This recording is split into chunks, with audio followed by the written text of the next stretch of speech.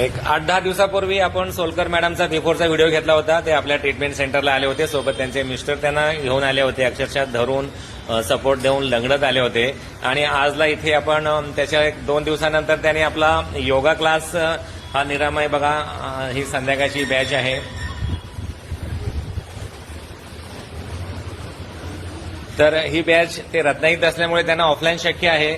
त्यांनी योगा जॉईन केला आणि त्याच्यानंतरचे काय अनुभव आहेत त्यांचे मिस्टर सांगतील.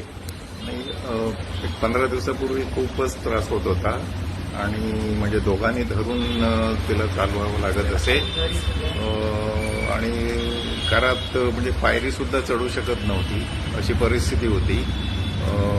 तर मग आम्ही सरांकडे त्यांच्या ट्रीटमेंटला हे केलं.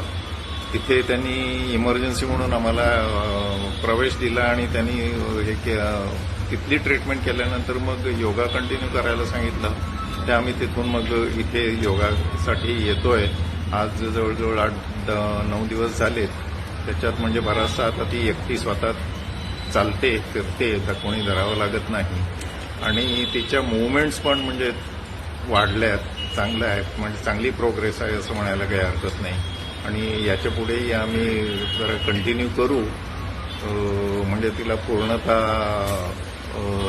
म्हणजे स्वास्थ्य लाभेल. नक्की. आणि मॅडमचं वय किती आहे? 74 वय वर्ष 74 मध्ये सुद्धा तुम्ही रिकव्हर होऊ शकता. फक्त दिलेल्या ज्या सूचना आहेत त्या जर तुम्ही फॉलो केल्या त्या फॉलो केल्या तर म्हणजे आता फरक आम्हाला खूपच जाणवतोय. तर बघूया आता आणखी चांगला.